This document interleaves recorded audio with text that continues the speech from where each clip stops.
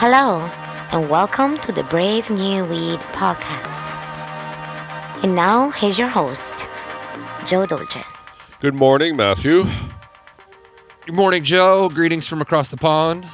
I'm sad to say that I have another cold. I have to. So I sorry, have man. to leave the winter behind me. I think I'm allergic to winter, so I apologize to viewers for the muffled, blunted sound of my normally dulcet voice. But we're getting you out of New York City. Yeah, right? I You're am gonna going be to San spending some time on the Francisco. West We are Coast. going to be really a multi-international organization very soon. You know, before we start, I just want to say one thing to all our listeners, which is I have to really congratulate men and women who are listening to our podcast. We are getting very incredible and heartwarming response from our call for Patreon, for people to support us on Patreon. I don't like asking for things. I don't like to ask people to support us, but in fact, it's important. You know, we are producing material. Every day it's become more clear to me that we are producing material that is just not seen in the mainstream media. We're probably a few years ahead of what we're talking about on this podcast, and it matters. And I want to thank all the people that support us because you are really enabling us to continue and to broaden our scope and to, really bring these conversations to light. Our listenership is up, our Patreon support is up, so I am going to keep asking for your support, even though I don't like it, because I think it's really important in the age of media disintermediation that we have to step up and support the media that we care about. I think it's just the way it's heading. I support Sam Harris, I support NPR, I support PBS, because these are the things that bring value to my life. Everybody supports the things that they like. So again, if you're listening to us and you have a few extra pennies in your pocket and can support us, please consider doing it. You go to Patreon. Where do you go, Matthew? You go to patreon.com/bravenewweed. And you can contribute as little as $1 a month. Last week we had some $10 a month contributions, and that is very heartwarming. I'm waiting for the $100 a month contribution. But this is not a fundraising drive, folks. It's really a thank you and a call to ask you that if you can and that you find value in this, please give us your support. We also have a wide selection of reward tiers that are currently available. We're working on new reward tiers, but even at that $1 level, you get early access to every episode, as well as bonus material that we put out on bravenewweed.com and patreon.com/bravenewweed. And you can get the episodes first, and you can be ahead of the curve. And at the $10 mark, Joe will sign a copy of his book and send it to you.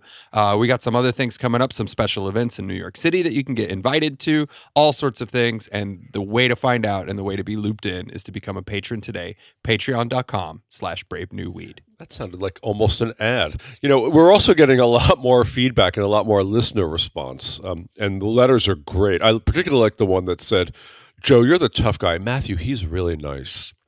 I think they were, you get persnickety. I was persnickety. I am. You are a I'm feisty not, guy, I'm not Joe. like, Mr. Nice Guy here. These are important issues we're talking about. It gets me irritated. It gets me angry that we're still fighting prohibition all the way down the line. On that note, to jump into our news section, we a long time ago sent out via our social media some links to where you could contribute to a survey that the World Health Organization was doing about cannabis, about THC, about CBD, and the recommendations and the culmination of that research has now been published. The World Health Organization has sent a formal letter to the United Nations recommending that cannabis, whole plant cannabis, marijuana, THC, all of that stuff be rescheduled from the most restrictive scheduling to the least restrictive scheduling, internationally speaking.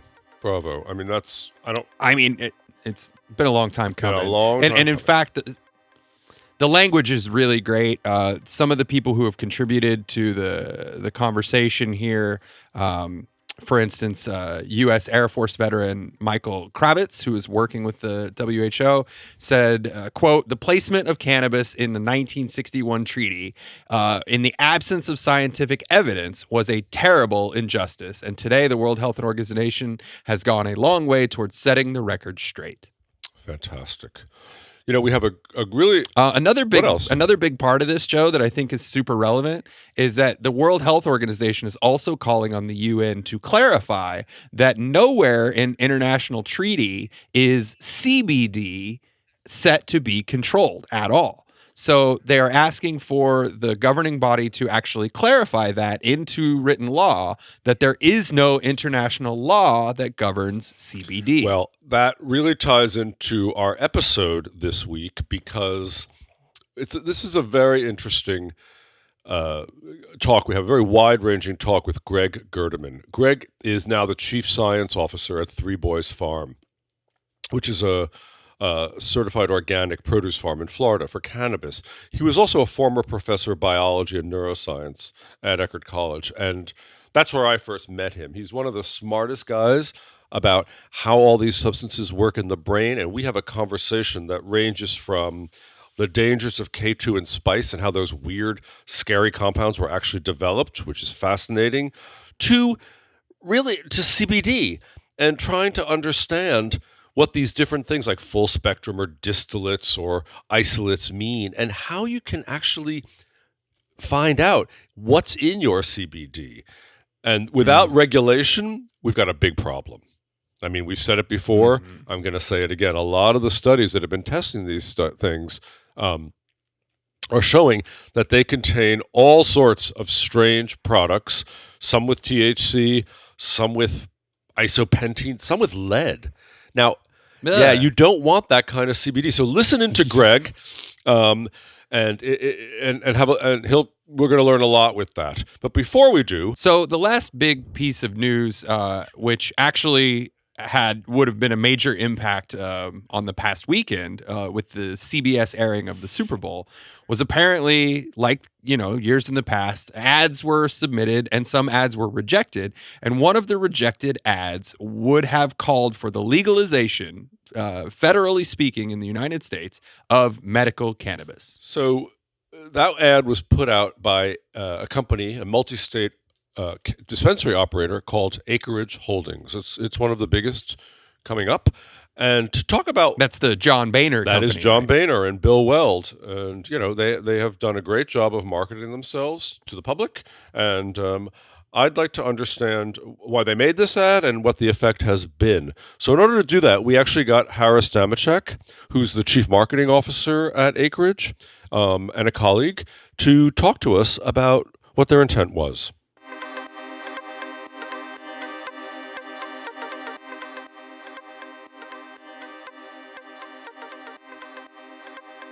Harris, thanks for joining us today. My pleasure. Thanks for having me, Joe. So tell me the intention of creating a Super Bowl ad. Let's start with what the company thought. I think it really started with a strategy around what's obviously a tentpole event that captures the country's imagination every year. And we thought that we could leverage that opportunity to tell a story that a lot of people aren't really aware of, which is the fact that despite all the progress and gains cannabis as an industry has enjoyed over the last couple of years, there's still a lot of people who are caught in a gap. And it's a gap that results from the disconnect of federal policy of cannabis as a Schedule I drug and the state programs. And there's a lot of people who don't enjoy equal access to medicine in this country that they need and should have access to. And we thought that there was an opportunity to enact a strategy to draw attention to that. And so surely people know more about Eckerd and what we believe as well. Certainly. But surely you knew that there was going to be a risk that you probably were not going to get this on. What did you think? Yeah, we certainly anticipated that as a possibility, and we're not necessarily surprised. But we knew that either way, and we were prepared to make the buy. But either way, we knew that we had a story that we could get out there that would accomplish the goal. In this instance, we were able to accomplish that goal. We enjoyed well over 2 billion impressions of our message. You say 2 billion, Harris? Yeah, that's billion. So huge success and probably a lot more exposure to the message than we would have gotten even through a successful Super Bowl spot. So, were you able to discuss this with CBS, or was it a blanket no goodbye? We went through the process. We submitted CBS a storyboard of the campaign and received a relatively terse email saying that they were not going to be accepting any medical cannabis advertising for the Super Bowl. And to be clear, we don't necessarily begrudge CBS or the NFL in any way. In fact, their need to tell us that they would not air it is the result of the exact same policy issues that cause patients to not have access to cannabis, which is its federal state. And our goal and hope for this year is that we break this logjam and come to a sensible strategy that allows states to do what they're going to do without hindrance from the government because of this antiquated scheduling status. So here's my confusion, and I want to know if they clarified this for you. Obviously, networks have run tons of cannabis programming in the last 5 years. Why is this different? Why is this against federal law to run an ad on a very widely seen television program? Well, what law does it break? And in fact, you're right. There are certainly cable outlets that would run it, and in fact, I believe that there are networks out there that will run it, but it definitely exists in a gray area right now. And if you're CBS and you have a concession that is regulated by the government and they control FCC licenses, they have an awful lot to lose, and there's a lot of risk in it for a company like CBS. So obviously 2 billion impressions is a pretty big win for Acreage. What kind of feedback did you get on this? From your colleagues in competing companies as well as from the public? Sure. I think that's been one of the most amazing things. It's not the quantity of impressions, but really the outpouring of conversation, engagement, the number of personal stories that people felt compelled to share has been, humbling and heartbreaking and hopeful. To me, that's been one of the most amazing things is this campaign didn't just generate awareness of our effort and of the campaign, but it generated real engagement. And I think it's changed the conversation to some extent around this topic. And it's certainly a conversation that people want to have. In terms of the industry, when we've done things and it has become part of our strategy in terms of marketing and PR and communications is to make news in ways that not only elevate Acreage and our position and status within the industry, which is important. But, we really want to use our position within the industry to raise and lift the agenda of the entire industry. We saw that happen when we announced that Governor Bill Weld joined our board, that Speaker Boehner joined our board, that Prime Minister Mulroney. We're really looking to mainstream and push these conversations forward and enact change. And obviously, yes, Acreage benefits from that change. But we are very much adherents to the rising tide lifts all boats theory. So, when we do something, we don't want to do it at the exclusion of our competitors or the industry. We really want to be showing our position and pushing the industry forward as well. Well, Harris, I'm sorry the ad doesn't air, but I'm quite thrilled for you guys that you got such a big play out of it. Thank you so much for joining us today. Thanks for having me, Joe. Always a pleasure. We're big fans at Acreage of everything you do. So thank you.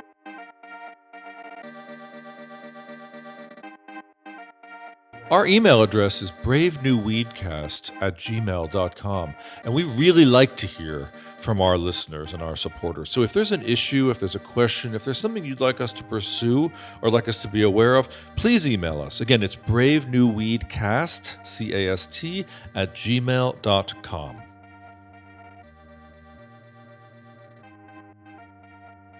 So, no, I'm just curious how you feel about acreage in general and about these like major corporate players. We obviously know that, they have a market value more than $2 billion already. And it's, like you said, only 6 dispensaries out there, but this huge... They may have more than slush of 6, money. and they're going to have a lot more. And there's going to be a lot of companies like this. We're going to see brands emerging all over the place. This is called the beginning of an industry. How do I feel about it? Right. I don't mind companies raising awareness trying to raise awareness on a broad platform like the Super Bowl. I mean, most Americans are for legalization. It's sort of a no-brainer. If I were them, I would do the same thing, certainly.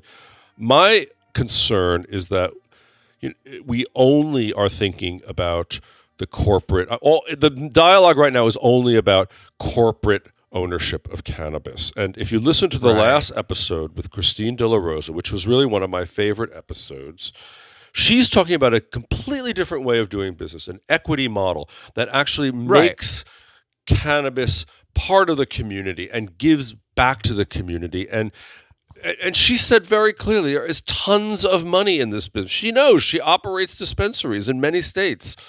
There's tons of money. Everybody's going to make money. We can give back. And that's what concerns me, is that, all this money is going to go to a few people who are rich enough to invest in public companies.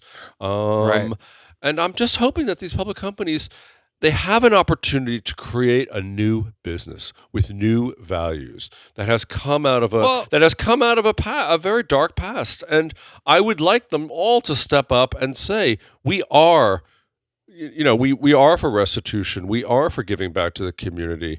We're not all about the mighty dollar. Am I being naive? Right. Probably. No, I mean, I really hope that that's something that can be accomplished with that. I mean, I guess there's something about the setup of this to where Acreage is able to spend, because I think it's like $5 million for 30 seconds at the Super Bowl that they're spending. And the ad was supposed to feature like a battle injured veteran and a young girl. Well, you can see the ad online. I mean, you seizure can see it disorder. online. Everybody has access to see it. They released it. But it's like, I wonder, there's part of me that wants to throw the flag, as it were, against like Acreage sneaking their name in behind this as we're an advocate of legal medical, knowing that they're going to be the number one people, or positioned to be the number one people to profit off of it at this time. So I hope that I'm just like, that's my tinfoil hat moment, to be honest, but it just kind of smells a little fishy. So I'm in a way happy that CBS rejected the ad. I'm not at all. I think it's ridiculous, but I know that Super Bowl has a lot of money, again, at stake in this, and lots of ads have been rejected by the Super Bowl and by CBS. Right. It certainly isn't the first time. It's certainly not going to be the last time. And I do think it's a bit crap that they would block a medical cannabis ad, but they have no problems at all slamming Budweiser and Coors Light and shitty beer down your throat for the entirety of the game, right? Okay. So, I mean, again, it's not relative. I take your point. But I think anything that companies can do to raise awareness and also let people know that this is mainstream stuff now. This is totally mainstream. I hope it's genuinely for awareness. I think I really support them. You don't. So we will live with that disagreement. I wouldn't go so far as to say I don't support them, because I definitely think that I just think we need to know more about what they want to get up to. Like, I would like to hear them come out and give the type of impassioned speech that Christine De La Rosa did. And then I would have a little bit more faith that this major multi-billion dollar company has the right interests in mind. We'll find out. Time will tell.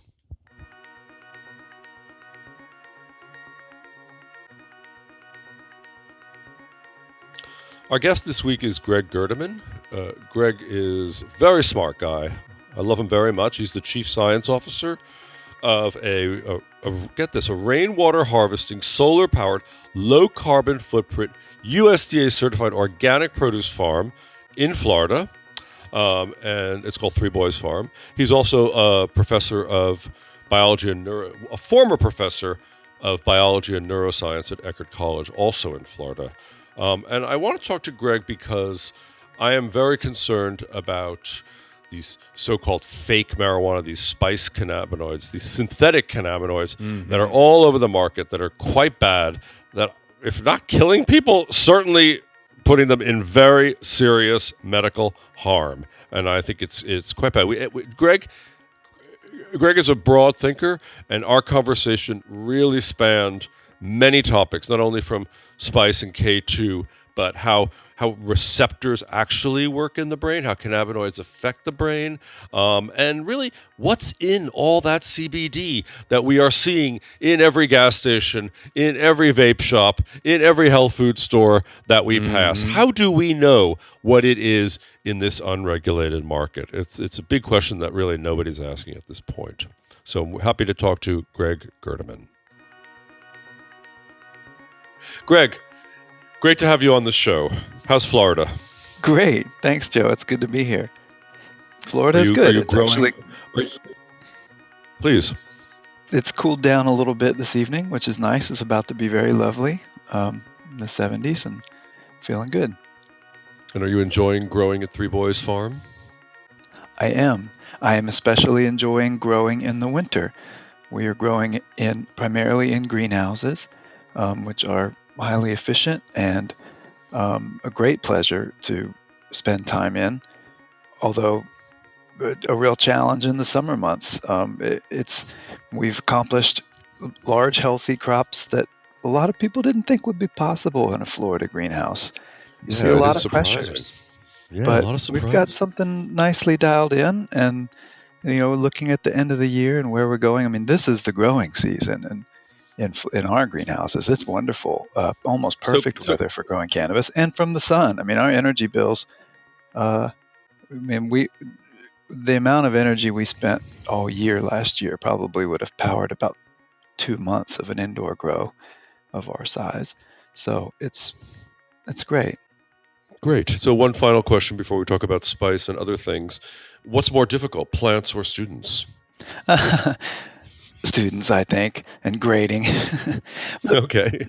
Plants are, I mean, when you're around people who really understand plants and you're not the one primarily responsible for it,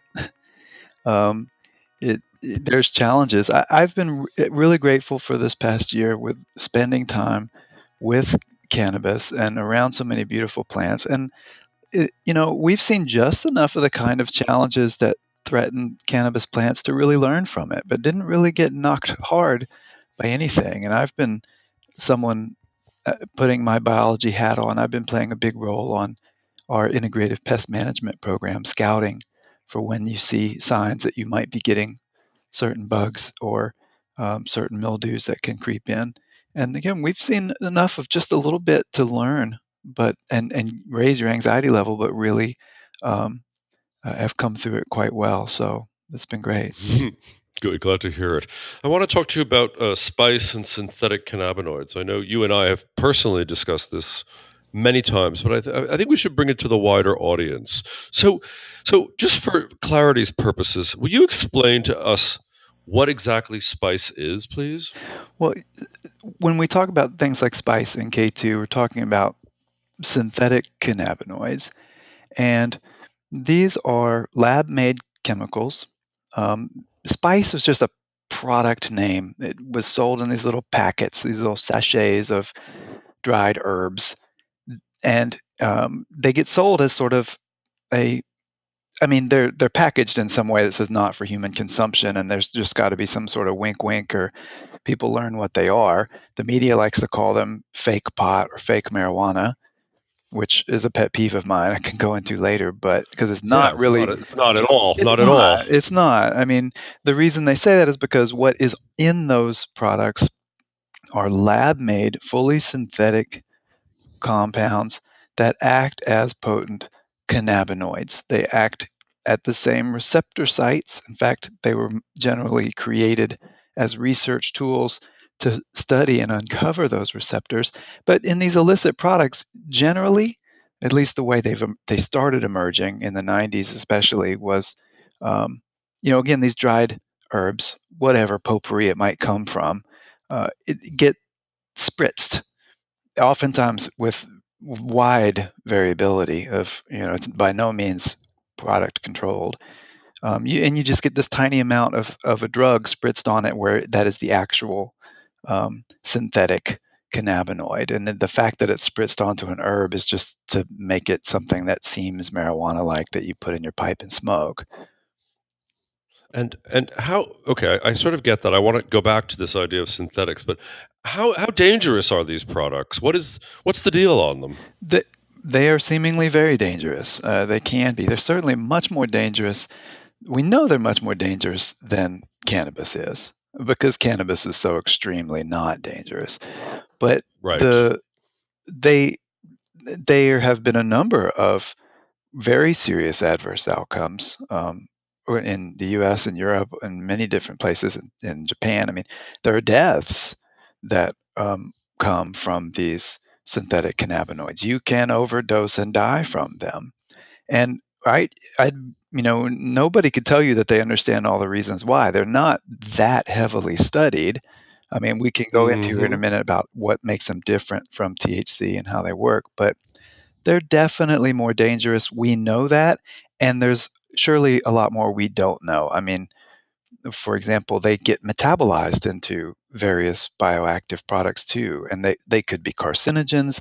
They could be hitting targets that control your heart rate in ways that cannabis never will. Um, Not that cannabis doesn't have effects on your heart, but uh, that's what I'm saying. I mean, we know they're dangerous because they can cause psychotic reactions. They can cause life-threatening pulmonary failure, things that you just don't see with cannabis. Yeah. Yeah, of course. Of course. So they were developed in labs to just sort of help find CB1 and CB2 receptors in the body. Did I hear you correctly when I heard that? I don't know if I could say that for everything that pops up in these spice compounds. We'll just call them spice, but Let's just synthetics. call them spice. Yeah. Um, uh, Although a recent case we can talk about is really tricky because it popped up in a CBD vape pen.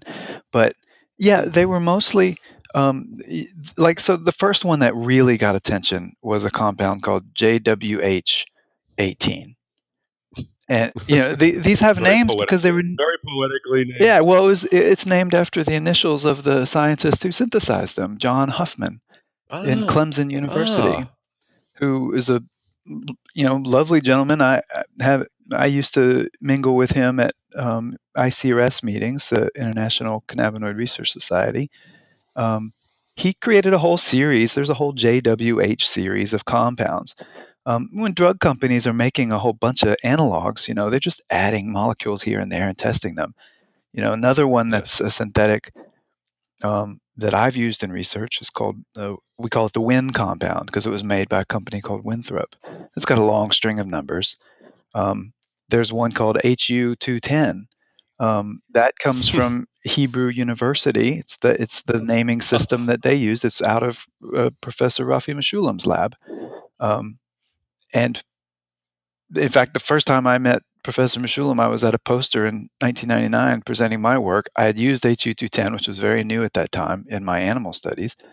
And he kind of grilled me in this friendly way, like, do you know where this compound comes from, this HU210? I'm like, oh, actually, I don't. Somebody else had given it to me. And he's like, oh, it's from Hebrew University. I made that compound. Um, and there's nothing nefarious about that. HU210 is actually closely related to THC. You add a couple carbons on the molecule, and it's like 10,000 times stronger. Wow. And some of these drugs were made, to probe the system. For example, some of how we know. I talk a lot about cannabinoid receptors and the endocannabinoid system, and now a lot of people talk about it. And we can say, for example, the CB1 receptor is all over the brain. It's the most abundantly expressed, neurotransmitter receptor in the brain. And I like to wax poetic about what all that means, but how do we know that? we know it because these synthetic drugs that bind to these target receptors very tightly don't they bind so tight they don't wash off. And that was very useful for drug discovery, for investigating the system, because scientists will tack a little like radioactive tag on there and then expose it to film, and you can see where it labels the brain, or even brain scanners. Like one of the drugs that has popped up, it has been used, was developed to create a better drug for imaging the CB1 receptor in a PET scanner. It was never designed for a medical lead compound to be developed. But the thing is, Got it. Yeah. academics being what they are, being the discipline that it is, you're transparent with your process. You publish something that undergoes peer review. You go to scientific meetings and you describe how you Everybody. synthesize these compounds. You may patent them if you think they'll Course. go somewhere, but you describe how you make them. And not everybody who gets a PhD is necessarily the most honorable person, or somebody who knows some chemistry and never got a degree. It doesn't matter if you've got a degree or not. There are people who know a lot of chemistry, and they will seize upon these opportunities to create drugs in their clandestine laboratory, whether it's a bathroom or a mobile lab driving around Thailand, or whatever it is. And they will take molecules that were developed in a university research lab and turn it into some sort of street drug. Yeah. So amazing. It's just amazing when you think about it. How widespread are these? I get the feeling they're pretty widespread. The last time I really looked into it was a few years ago. I read through a pretty long report from the European Union about the rise of K2 and spice um, products in the EU. And yeah, I don't have my fingers on numbers, but it certainly continues to be a real problem. And it's probably been, gosh, the years I slipped by, right? It's been probably 10 years ago that the DEA started really scrambling to put these different drugs in Schedule 1 and make the penalties harder. And in some ways, that makes chemists tweak their formula a little bit to make, instead of JWH18, we're making JWH23. We're safe. And it's of course entirely a black market thing going on, and it's hard to say, but these cases clearly still abound, and you have the fake pot stories of a batch of something came out and people were wandering around like zombies and having problems, and they are very potent drugs. I actually knew some people who've been in the serious cannabinoid pharmacology field quite as long as I have, which was quite small in the 90s. So people knew each other, and we used to read I used to be able to read every cannabinoid paper that came out, and now there's dozens every day. But that's not the point. The point is, I knew somebody who, like me, was one of the first people to use some of these ultra potent synthetics in a lab, and this is someone who decided to kind of go old school pharmacologist and dose himself with a small amount of one of these compounds. Not going to name the name of this person, but they ended up basically catatonic on the floor for like 2 solid days. They didn't move. They were absolutely helpless. You can dab THC, high cannabis extract concentrates all day long, and you may start to approximate that, but you're not going to get like that. It's a different level. And so that raises a question, when you start talking really what's different about these things, it's that these drugs, compared to THC and compared to our endogenous cannabinoids, they are more potent and they are more efficacious. And this is, can I give you a little bit of like receptor pharmacology lesson and try to talk a little bit about that? Let's see if you could do it. Yes, we'll try to absorb it here. Just remember, the brain is very small on this end, so keep it real well, let's simple, imagine okay? a cell. drugs, THC, like other molecules that have effect on our body and other hormones and neurotransmitters, drugs work by binding to receptors on cells, right? Imagine a cell is like a Yep. circle. I mean, and of course, cells in the brain are much more complex. They're big branch tree structures. Um, but imagine a single cell is like a little ball, and there are receptors on the surface. And a drug comes in, and we always talk in terms of like a lock and key, right? THC will come in and it'll find a Yep. THC receptor, the CB1 receptor, or CB2 on an immune cell. Um, and it'll sort of fit in the receptor like a key into a lock, and click, it does something. Or you could think of it as a light switch. Maybe that lock turns on a light switch. I'm planning ahead here. So now let's imagine I got that it. Okay. the cell is like there's stuff going on, right? The receptor does something. So imagine inside the cell is like a room in your house, like a kitchen.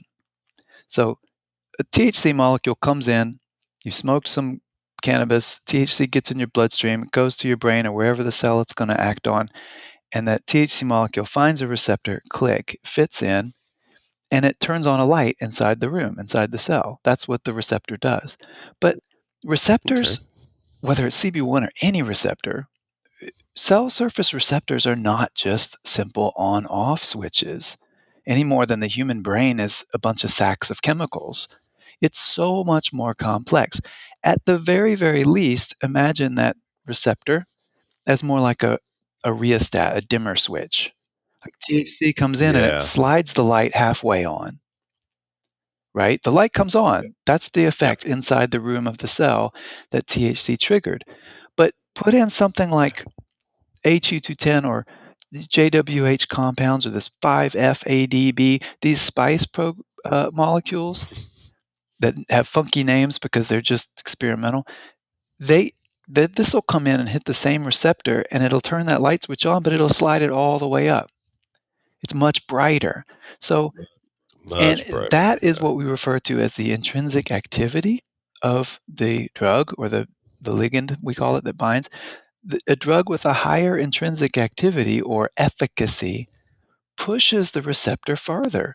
THC actually works very similar to the endogenous cannabinoids, like anandamide especially. THC has a very similar efficacy.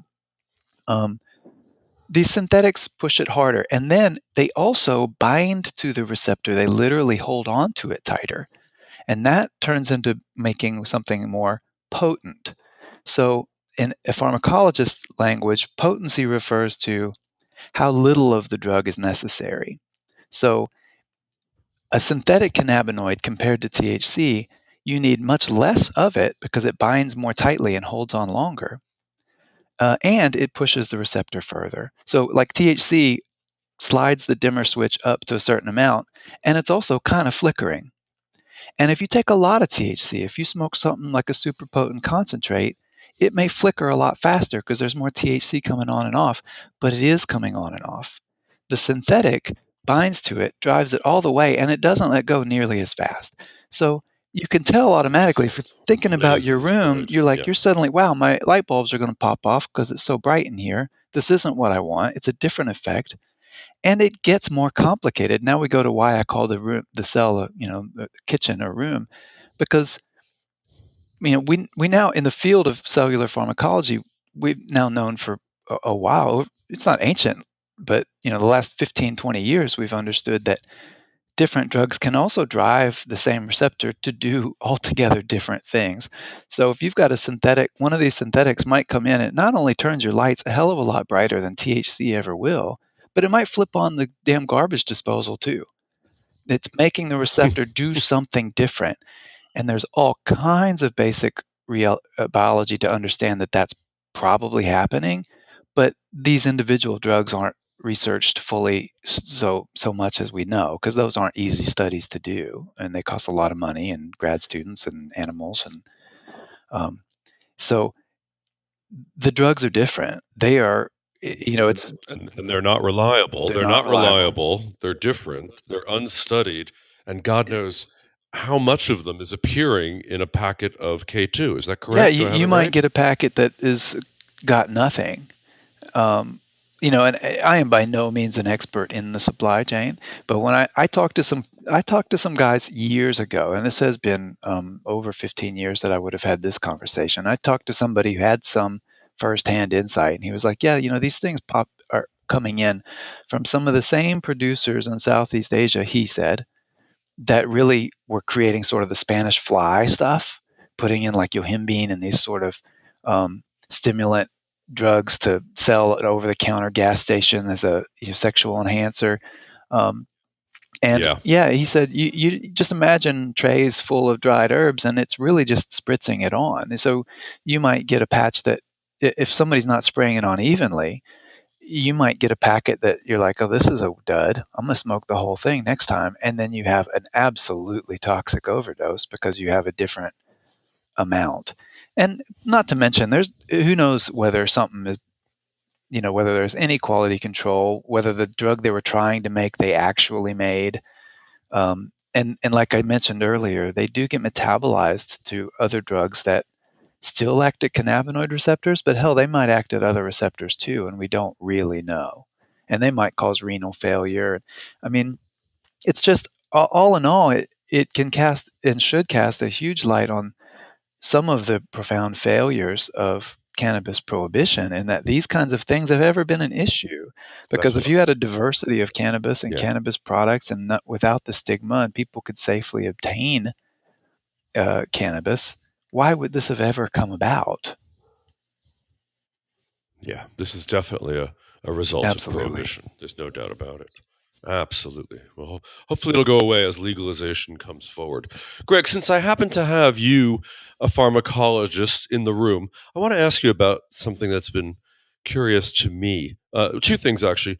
One is about I keep reading about CBD, and I read about isolates, and I read about full spectrum, and then I read about broad spectrum. And even though I know the answers to this, I swear it's still always fuzzy in my mind. I have to go back and remind myself, what is the difference of these things, and what's the actual difference of effect of them? Can you help Well, me, I please? mean, first of all, I mean, these are terms that the industry has kind of uh, put out there, and then tried to sort of um, wrestle with jargon at trade meetings and that kind of thing. I mean, I certainly couldn't guarantee that, if just because somebody says full or broad spectrum, that it means the same thing. Um, and I actually lose track of this really is in the hemp CBD oil sort of thing. And then that brings up, I mean, what about hemp oil? Traditionally, hemp oil, it could be hemp seed oil, which isn't going to have CBD. I mean, that's dietary. Hemp seed oil, it's quite nutritious, polyunsaturated fatty acids, but it's not going to have CBD or any kind of, yeah. Of So, but then, course. yeah, Of with course. CBD oils, you have, yeah, people say full spectrum generally means that it has it's been extracted in some way with, oftentimes it's an alcohol or a CO2 sort of extract or another solvent. Full spectrum basically means it's tried to capture um, all of the components that are in that hemp variety of cannabis plant. And so it's going to have, it's the claim to say that there is some entourage there. It's not just CBD, it's full spectrum. It's got other minor constituents like these terpenoids, other possible minority flavonoid compounds. It allows to capture sort of more of a minimally processed whole plant um, extract product. Then full spectrum products get refined to become distillates. Um, and some extraction products, you know, a full spectrum may be that it was alcohol extracted, but terpenes were captured in some other route and added back. And so it's called full spectrum because it still captures multiple components of the Yeah, plant. yeah, I mean, there's yeah. nuances to extraction I won't go into, and without rehearsing it, I might say something wrong. But full spectrum implies that the broader array of ingredients at least has the different cannabinoids that may be present, they're going to be present in small amounts, but there's a thinking out there that really is going to make a difference compared to a distillate, which is really a distillation. It's like alcohol extracting, for example, a CBD dominant cannabis, boiling it down, or you can call it reducing it, but it's really just boiling it down to where it's getting more and more concentrated, and then going through a distillation system where you're really capturing it at the the evaporation point of CBD, and you're pretty much getting a highly distilled, highly purified version of a CBD in an oil, and it generally has to be brought back up in some other oil to thin it out and deliver it in some way.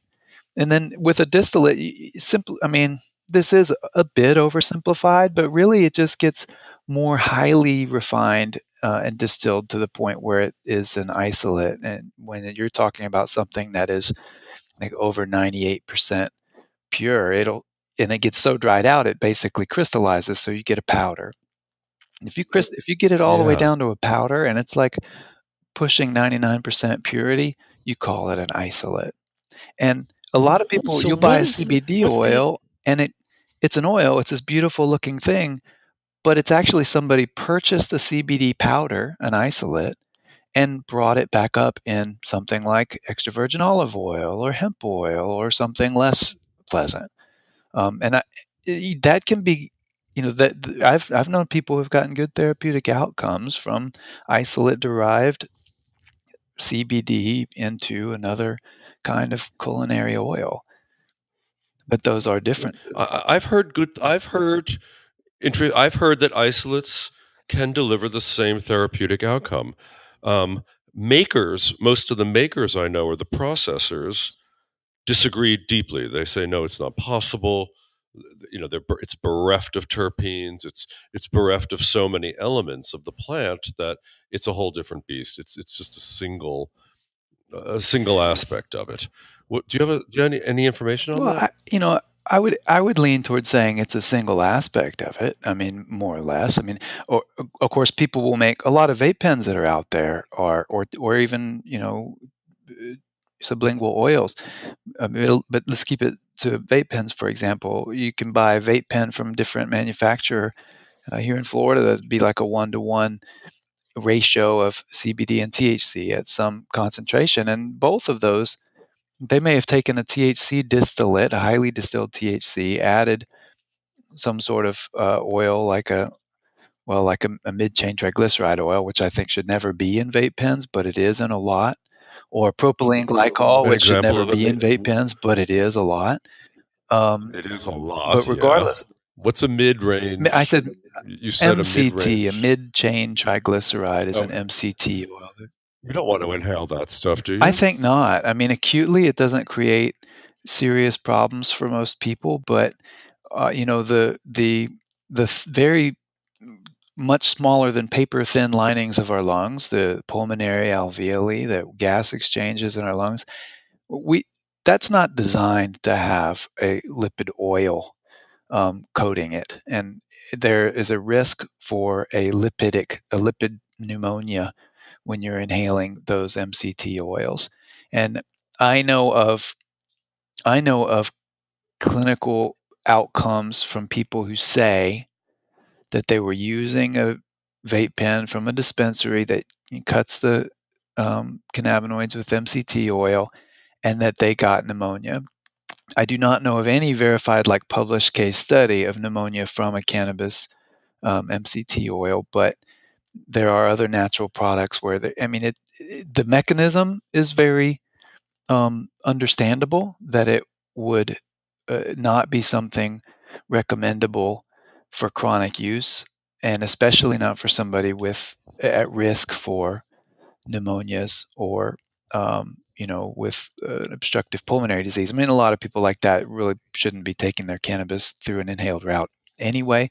But no, I wouldn't do Anyway, things yeah. with MCT oil. I wouldn't do things with the glycols that can turn into very reactive aldehydes like formaldehyde at high heat. Um, but they still exist. People do. But Do we know if the isolates and the full or broad spectrum liquids are any different in their therapeutic? Do we have any sense of that yet? There are. I mean, I'm a believer, first of all, in the therapeutic value of THC, and a Clearly, a of course. CBD distillate or a CBD isolate is not going to be a cannabis full, extract medicine. Is not going to be a whole plant effect that includes THC. So there's a big difference. There's a recent meta-analysis was published by a group out of Brazil. Fabrizio Paplona is, I may have got his name wrong, is one of the scientists in that. That was looking, and a meta-analysis means they looked at multiple different published studies and tried to compare them in a valid way. That was looking at outcomes from just CBD, single molecule CBD, and CBD enriched. CBD oils that are more whole plant artisanal products. That would be a full spectrum plant.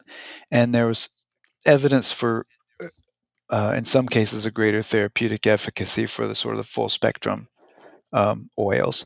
And there are some other studies. A study out of Israel a few years ago was looking at this question of CBD alone versus a plant extract that was high in CBD, and found that the more full spectrum, if you will, product had a better, a wider effective range. It sort of eliminated this. The CBD alone had sort of a bell-shaped curve where a certain dose was useful. They were looking at some molecular marker of inflammation, and then as you went higher, it actually didn't have as good an effect with the higher dose, and that was altered in a good way with the full spectrum oil. I'm waving my hands a little bit because I haven't been delving close into that literature, and I don't like to say things incorrectly. But yeah, I certainly think that on the principles of understanding how cannabis has a suite of chemicals that seem to act in what I call pleiotropic ways. I mean, CBD and THC. What does that mean, Greg? What does that mean, pleiotropic? Pleiotropic means you've got multiple routes to achieving essentially similar outcomes. So Got it. Thank you.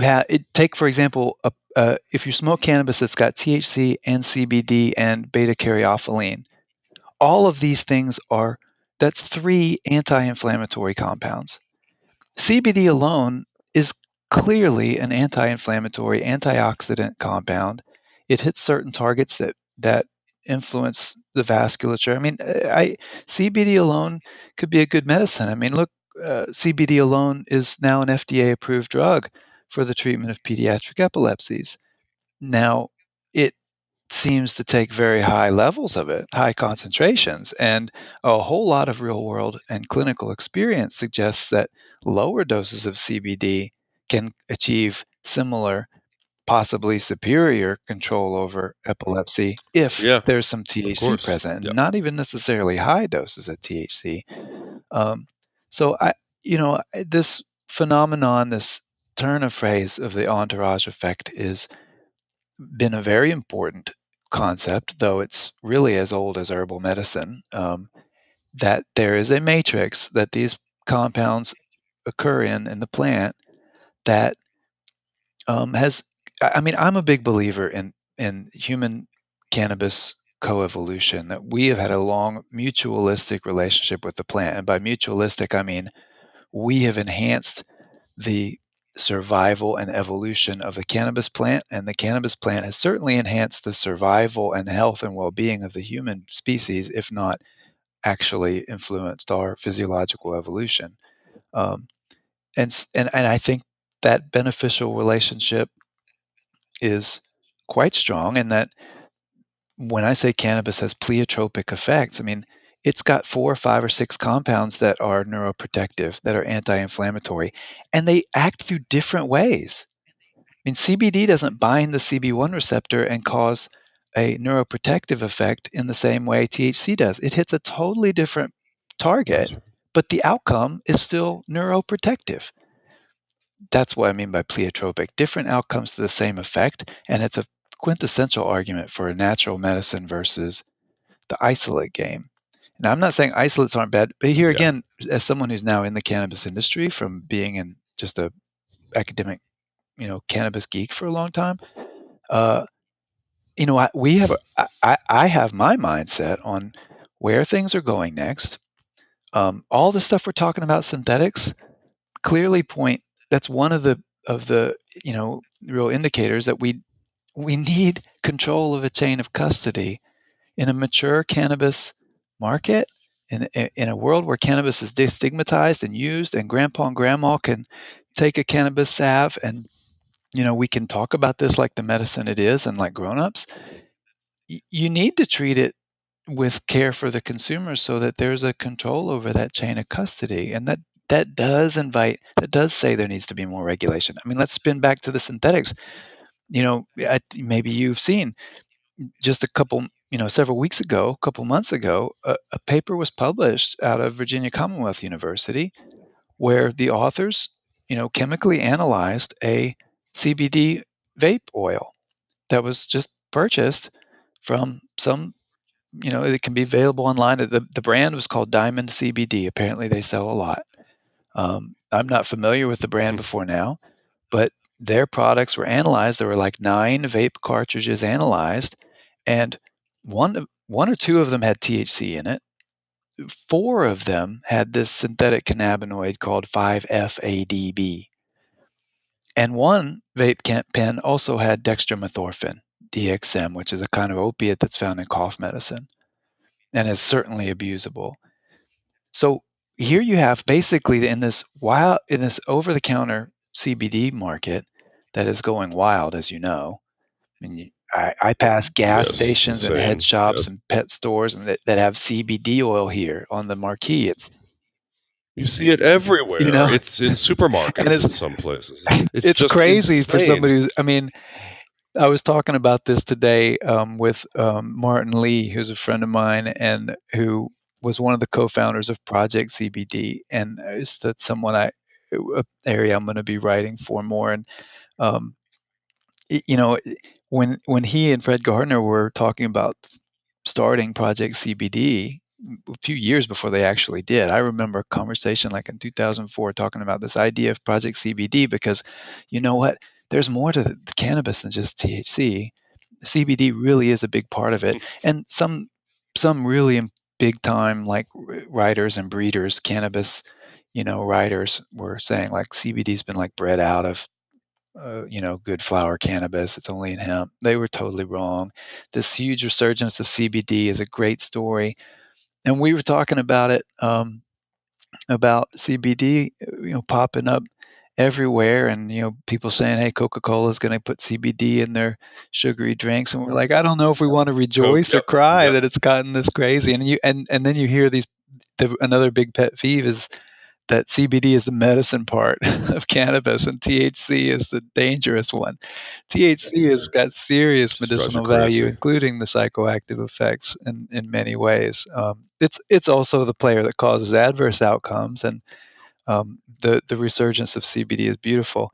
But back to this point, this Diamond CBD product had adulterants in it, and not something that just I'm not going to claim to know where it came from, but this 5-FADB doesn't just lay around on somebody's countertop. It got into that, and Yeah.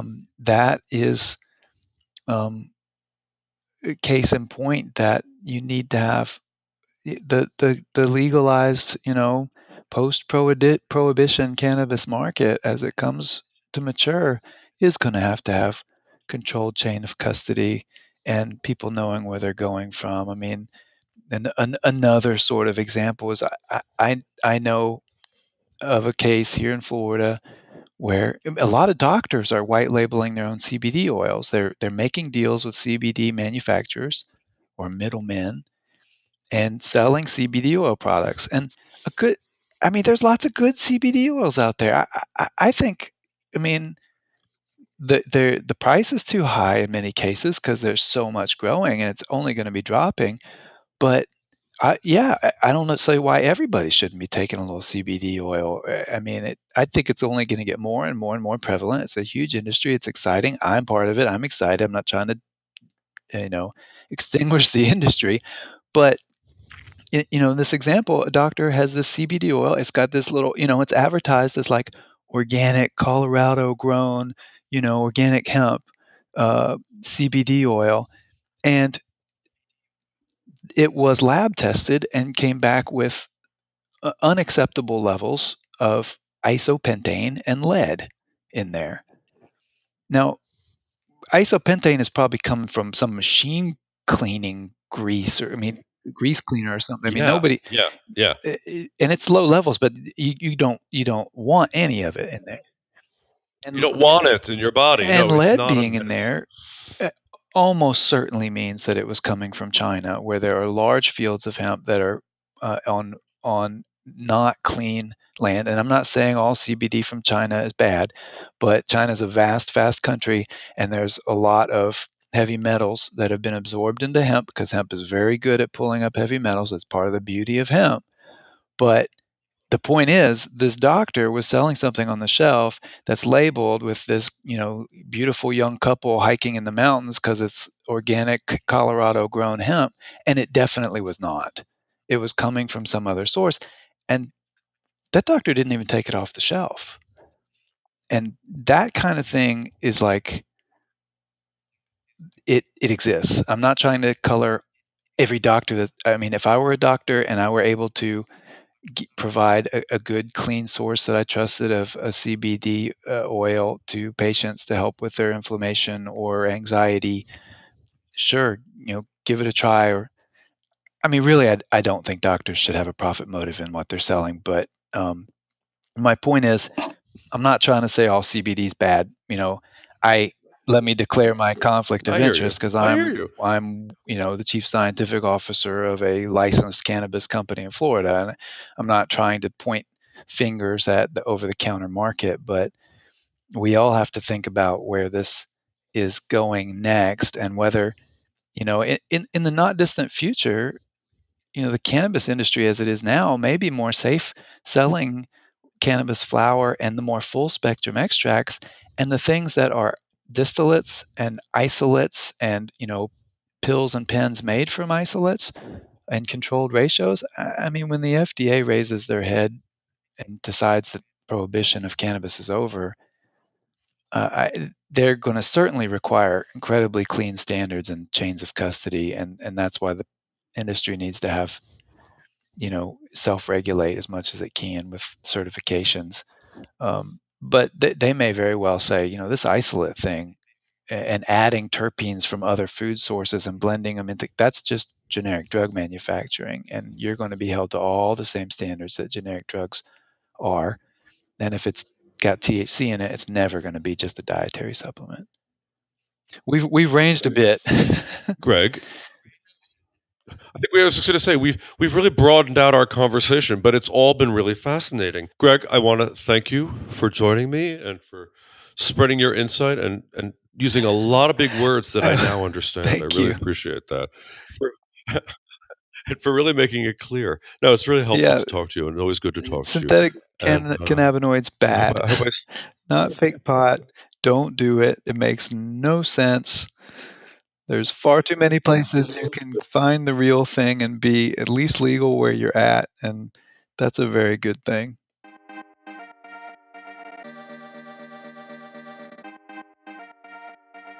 Thanks so much, Greg. You bring up so many issues that we really need to be addressing, and we're not going to be able to address them until this, sort of dark cloud of prohibition is really removed, and that regulation comes in. People are always saying regulation is bad, regulation is unnecessary, and they're wrong. Regulation is absolutely necessary. We need to know what we're putting in our bodies, and we need to know that those safety standards are assured and guaranteed and being watched, by the way. So yeah, it's not necessarily that regulation is necessary. It's accountability, right? Yeah. Like regulation allows for us to apply accountability. If people could just be accountable for themselves and do the right thing, then you could skip on the regulation part. But I think we both know that that's more of a utopian dream than a possibility. That is a fantasy. There's one more thing I want to say before we sign off, which is that we went to Denver. We're going to do a special series on Denver after 5 years of legalization.